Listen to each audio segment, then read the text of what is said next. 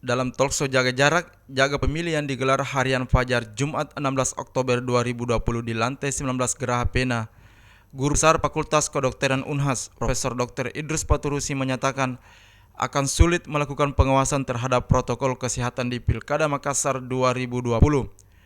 Meskipun telah diatur dalam PKPU yang maksimal 50 orang warga boleh hadir dalam kampanye pasangan calon, namun masih banyak juga kandidat yang tidak mengindahkan hal tersebut, sehingga masih sering terjadi penumpukan orang di satu tempat saat kampanye berlangsung.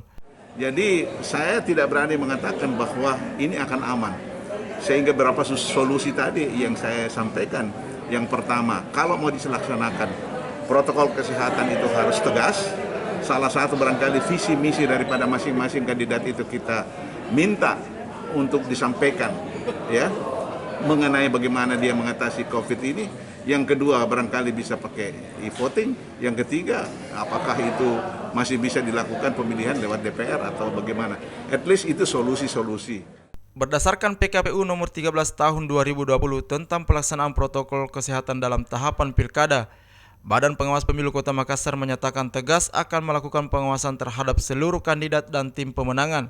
Jika ada yang melanggar, maka Bawaslu akan memberikan sanksi skorsing bagi paslon untuk tidak melakukan kampanye selama 3 hari.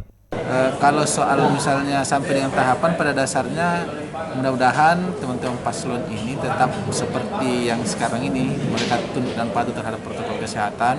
Mereka memiliki kesadaran soal pentingnya isu kesehatan itu menjadi bagian terintegrasi dalam proses kampanyenya mereka, dan sampai dengan hari H nantinya. Penerapan protokol kesehatan diakui telah disampaikan ke seluruh pasangan calon. Bahkan juru bicara masing-masing pasangan calon pun telah memiliki strategi baru saat melakukan kampanye agar tetap mematuhi protokol kesehatan.